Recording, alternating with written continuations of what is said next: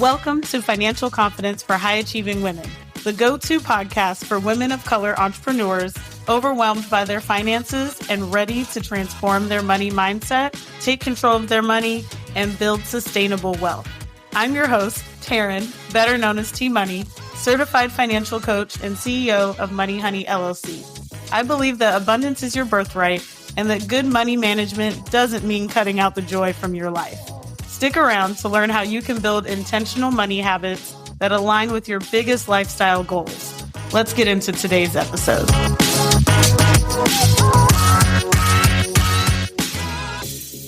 Have you ever thought, what should I do with my money on paydays so I don't spend my entire paycheck right away? Welcome to episode 18 of the Financial Confidence for High Achieving Women podcast. I'm your host, Taryn, better known as T-Money. And today we're kicking off a 4-part series. In this episode, I'm going to give you a simple routine you can do on payday that will give you peace of mind and contribute to your goals at the same time. So if you're ready for wealth building payday habits, then this episode is for you. Before we get into today's episode, if you're ready to take control of your finances like the rich bitch you are, I invite you to book a 90-minute Organize Your Money Honey intensive with me. You'll walk away with a crystal clear financial plan, a budget you'll actually stick to, and actionable steps to start saving and investing faster. Head to the link in the show notes to book your spot. I am so excited about this series, but most of all, I'm excited about this episode because I think this is something that can really set you free. And I don't know about you, but when I used to be working in corporate and I got a paycheck, but even honestly, this applies to even like before I really started to get my finances together. And I just was like, okay, we got paid. There's like this feeling of like, oh, I'm balling, so I'm just going to get whatever I want, right? And that's how I felt initially. And then I started to shift it once I really got focused on the goals that I had for my lifestyle, but then also for my money. And so I was like, I need to turn this thing around. I used to feel like I didn't have enough money, but in reality, I didn't know where it was going because I wasn't intentionally tracking my expenses or saving. And so once I started to do that, so many things changed for me, especially once I started to like really be intentional with how I was using my money after I got paid, how I was saving it, how I was spending it, all of those things. And this is so crucial for your financial success because this is a habit that you can build, especially if you are somebody who is receiving like a weekly or biweekly paycheck. This is a habit where if you're doing it every single time, you're going to start to have that confidence when you're making the decisions around how you are spending your money. And then it becomes easier to say yes to the things that you really want to do because you already have the money put aside to make it happen. And so today we're really going to get into this routine that has helped so many of my clients. That is something that I have done and I still continue to do. I have a routine every time I get paid as well. So let's get into that first part, which is paying yourself first. This is the foundation. Okay. When you pay yourself first, it can look like saving. It can also look like investing. Okay. So you have both of those options when it comes to paying yourself first. And when we're getting into like the savings, investment, retirement section, there are different percentages that can be recommended. Now, of course, like I always say, it really depends on your personal situation. I'm just going to give you some general recommendations here. Now, depending on what your goals are, depending on what your finances look like, it could be a bit different. So what we're going to do here is that for savings, around 10% of each paycheck is a great place to be at for your savings.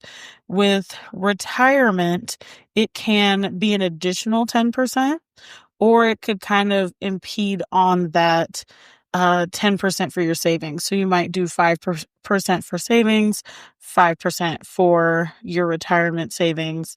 That really depends on you. Ideally, if you could do 10 for each, that is even better. And then when it comes to the investment part, I like to keep that one around either 10% or eating into that 10% for the savings. So you could do 5% savings, 5% investment, or it's going like 10% for the investment. Okay, so again, those 10% is a nice place to hang out. And then if you can do an additional 10% for your retirement, that's great. And then if you need to do a combination with the investment, that is good too. Now, the other good thing about paying yourself first, and a way to make it even easier on you every time you get paid, is setting up some automations. So having an automatic transfer whenever you get paid makes a lot of this so much easier. And you can set that up with your employer, and what that looks like is that you have maybe a percentage that goes to each place, right? So we just talked about 10%. So say you have it set so that 10% of your check automatically goes to your savings account. Then you don't even have to worry about putting up the transfer yourself because it's already set up to happen for you. And you can do the same thing in terms of how much of your income you are putting towards your retirement savings too. Okay, and that set it and forget it mentality is so good for wealth building, and honestly a great skill, especially as we get into more of the investing strategies. And so there's also other ways in terms of like your everyday spending to get a little bit more of those savings in place. And so there's like those apps that will automatically round up your purchases. That's a great way to save a little extra money as well, and or kind of pay yourself. And then my other favorite, honestly, is Rakuten. So that one, you can have it as an extension on your browser. You can also have it as a separate app, and that gives you cash back on purchases that you're making online. And so it's a great thing. In general, people who pay themselves first save an average of 20% of their income versus just 5% for those who save what's left over. So I know you want to be in that that 20% of savings part because it's just a nice spot to be in. So on this next section, let's talk about doing a money maintenance check. So this is where we want to review your transactions since the last payday. There are discrepancies that happen from time to time. I find a lot of times it's in the what we've paid for restaurants. So like in terms of the tip being a little different, whatever you put in the bottom there, at the end when you sign, that could be where those discrepancies happen. It could also be that you're double charged for something. And so with this on payday, I like to do a quick review between the last paycheck and this one to see, what if there's any discrepancies. So since I know that the ones where I fill in a tip somewhere tend to be where a lot of the discrepancies happen, that's kind of what I'm looking for, scanning through for first. Otherwise, I'm just kind of taking a quick glance at the different merchants, right? So if it's, particular, like Amazon or a store, something. I'm taking a look at those to make sure that those line up with where I've been and what I've done over the last couple of weeks. And if you do find an unauthorized charge, you want to report it to your bank, and they'll kind of walk you through a process from there. If you do need to contact the merchant, they will tell you, and so then you can go from there. But that is something that you want to do if you find an unauthorized charge, is notify them as quickly as possible. There are different rules depending on whether it's a bank or a credit card for what they can give you if a discrepancy is found. And so if it happens within a couple of days, sometimes they'll automatically credit your account and just kind of handle it that way. Other times, if you wait a little bit longer, then you kind of have to wait through the investigation process. And so My tool that makes this part easy with the transaction review is Rocket Money. I really love their app. No, they're not sponsoring this currently. But hey, Rocket Money. So that is a great way to review those transactions. They automatically categorize it for you, so that makes it super easy. The next thing I like to do in this area too is a subscription audit. So this is where I know we all know the feeling. Okay, you had, a charge come in all of a sudden for this subscription that you've been meaning to cancel for like 2 months. And it just stinks. It does not feel good. It's like, oh, I knew I was supposed to cancel that. This is a great time to do that. So take note of if you feel that way about a particular subscription. And then on Payday is a great time to review and be like, all right, let me go ahead and cancel this because I'm not using it. I don't want it anymore. And a great way that I like to identify like which subscriptions are worth keeping is if I have used them within the last 3 to 6 months. If I haven't used it in that time, probably not going to use it. So that is a great way for you to start to review your subscriptions to see like, okay, what am I actually using? And then you can, um, cancel them, pause them. The great thing about a lot of them, like the one I think that comes to mind first for me is like these streaming services. There's so many different ones. And a lot of times you can pause them, or if you try to cancel, they might even give you a few months free. And so that's something to keep in mind. And then also make a note if you do end up agreeing to any of those free trials. So that way, if you need to cancel it later, you most definitely can. And yes, Rocket Money does help you manage your subscriptions as well. And they also, if you pay for the premium subscription, which is like $6 a month, I think, at the time of this recording, then they will negotiate that for you, or they'll cancel those for you. But anyways, again, they are not sponsoring currently. Uh, so, with this, 71% of women who regularly review transactions catch billing errors at least once a year, and that saves an average of $230 annually. Who's trying to save some money? Like a good subscription audit can really help you because they be sneaky. It's always like a low cost thing and they just be charging you. So we're going to move on to the next one, which is strategic money allocation. So this is all about separating your funds and aligning your spending with your personal values. And so when we talk about separating your funds effectively, you may recall from episode 14 of the podcast where I give you different strategies, different account strategies, and how to separate those things. And you do know that I am all about your bills account versus your fun money account. And so having those separated allows you to spend more freely. And so definitely check out that episode if you want to hear more of my thoughts on that. But having that separated is something that you can also do and set up in terms of automations. You can have, again, a certain amount that goes straight to your bills account and then a certain amount that goes to your fund money account as well.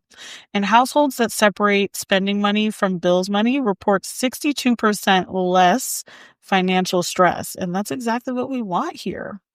And then let's get into aligning your spending with your personal values and goals. Okay. And again, I talk about this in episode 3 of the podcast. So I'm just going to cover this part briefly. So one, we want to ensure your money supports your priorities. So once you know what the big things are that you are working towards within your life currently, you can then start to check your spending against those things and say, does this purchase align with my goals? Like, yes, it's exciting to see all this money come into my account right now, right? But does this align with my goals? And the next thing is that after we kind of ask that question and we've determined those things, we want to then see how we can incorporate more of that value-based spending. Okay. And so you want to create those spending rules that really honor the aspirations that you have. So asking that question to yourself, deciding like if it is something that's aligned with your goals, how much you're willing to spend towards that to make that a reality. And then what you're willing to say no to based on those same questions too. So the next segment here is emotional money check-in. You already know that I was about to tell us that we got to get into these feelings, y'all, okay? So our our emotions around money are so important to process. We want to process our feelings about this paycheck, okay? So if you felt like relief because of this sense of desperation, like I needed to have this check. Like we all know that feeling, like I needed it to be here like yesterday, right? Then we want to start to identify the root causes behind that. And then on the other part, on the other side of it, if you felt good about this money, then let's start to identify what is working. Yes. So when we start to see some of those root causes, this is a lot of what I walk my clients through, especially in my one-on-one programs.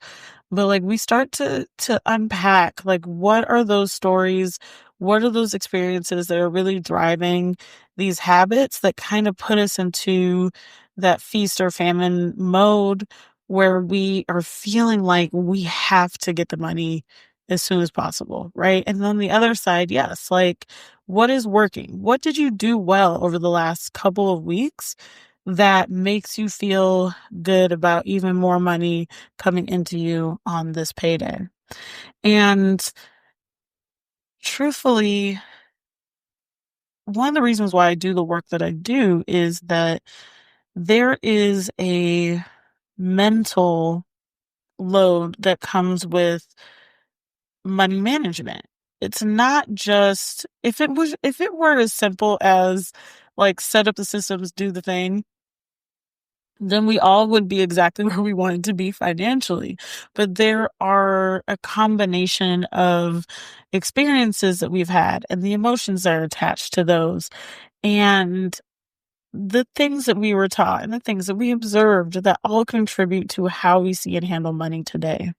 And when it comes to financial anxiety and reducing that, it's definitely something that I talked about in a previous episode. I'll link that one in the show notes too. And you want to start to build that confidence through consistent routines when it comes to the money management side. And allowing yourself some grace there is very important. So as we are doing this check-in on payday, it's like, okay, where was I feeling a particular way? Were there any impulse spending binges that I went on because I was feeling or I experienced something in my work life, in my family life, whatever it is, right? Experience something in life. And that kind of changed things in terms of what I wanted to spend on in the moment and how I handled money in that situation. And so we want to reflect on those as well and decide what we want to do differently and decide what is working. And I remembered it is episode 8 of the podcast is where I talk about managing financial anxiety. And I want to say, like, I provided some strategies there, but if that is a space where you want me to dive deeper on the topic in future episodes, then please holla at your girl so I can get that set up. Now, moving on, growth mindset and future planning. So this is like I would say the things that we talked about before are definitely the payday money routine. Okay? This is where we can do a little bit extra credit. So, this is where we want to list specific improvements for the next pay period. We kind of allude to this in the emotional management part, but we want to set one tangible financial goal. Okay, so choose one goal of how you're going to be with money in the next couple of weeks or until the next paycheck. And you want to create accountability around that. So maybe there's a friend that you can check into. If you have a financial coach, hey, that's what we're here for, to help you with your financial goals. And if there's something else that you can have as a milestone set up too, that helps you stay accountable.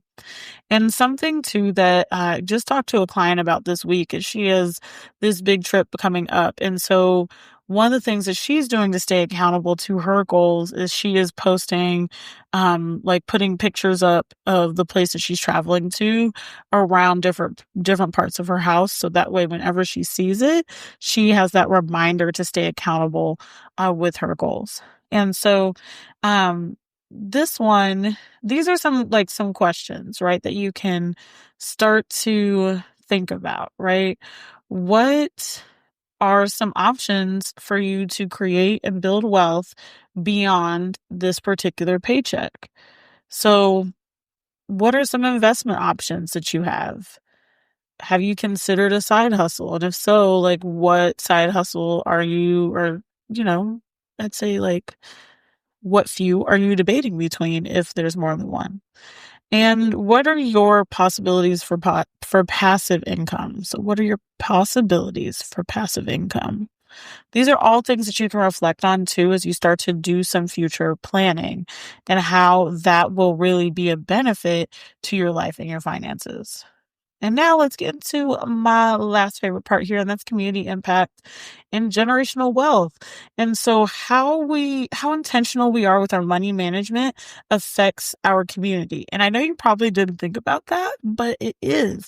If we are intentional with our dollars, where we are placing them, where we are spending them, who we are giving them to, is going to affect our community, because where we are spending our money in community, that's where it will grow. And that is so important. Like, if there is something that you like, if there's a company that you really love how they're doing things, by spending with them, that is how you are showing them that you appreciate what they are doing in the world. And I think that that is also where we can break some generational patterns, because there is a lot, especially in communities of color, where we've experienced or are very comfortable with hoarding money in a way and not being as trusting with where we put our money and how we handle it. And when we start to shift into that place of intention, we are now in the space of spending our money where we trust, right? Like spending our money with the businesses that we trust, with the people that we trust.